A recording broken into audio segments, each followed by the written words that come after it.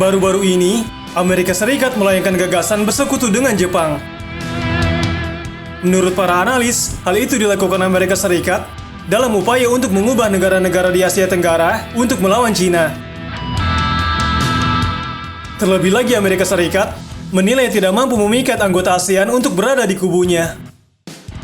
Hal itu terlihat ketika seorang diplomat dari Washington dan Tokyo menyepakati pertemuan G7 untuk memperkuat pencegahan. Seorang ahli mengatakan, ASEAN telah menjadi apa yang dikatakan sebagai medan perang utama dari persaingan geopolitik antara Amerika Serikat dan Cina.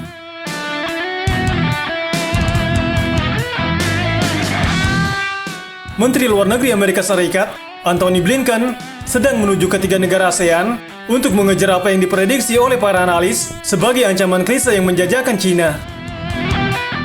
Tindakan tersebut untuk menguji sikap terpadu blok ASEAN terhadap AUKUS dan berbincang tentang masalah Myanmar. Namun, para ahli itu percaya bahwa seperti biasa, anggota ASEAN tidak dapat dibujuk dan akan mempertahankan sentralisasinya dalam persaingan Amerika Serikat dengan Cina.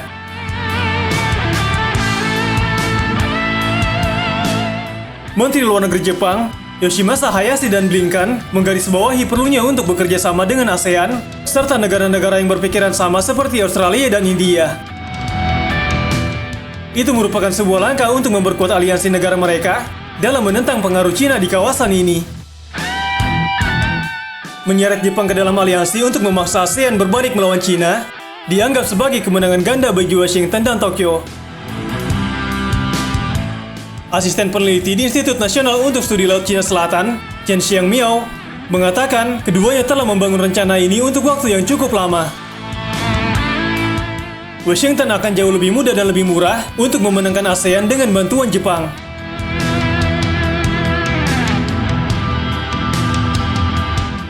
Menurut situs web Departemen Luar Negeri Amerika Serikat, topik kunjungan resmi Menteri Luar Negeri akan berkisar dari menekankan pentingnya kemitraan antara Amerika Serikat dengan negara-negara tersebut, membangun rantai pasokan yang tangguh, pemulihan ekonomi pasca pandemi, dan mengatasi masalah Myanmar.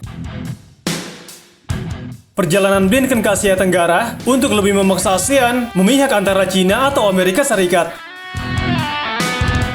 ASEAN akan semakin waspada karena hubungan blok tersebut dengan Cina yang memanas baru-baru ini.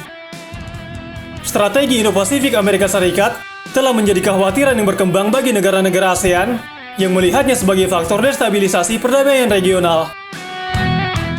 Contoh terbaru adalah kemitraan keamanan trilateral AUKUS antara Amerika Serikat, Inggris, dan Australia.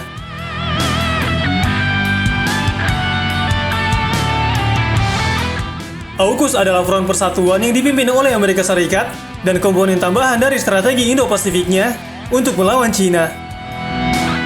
Akan tetapi tidak ada negara ASEAN yang kemungkinan akan bergabung dengan NATO Asia yang dipimpin Amerika Serikat.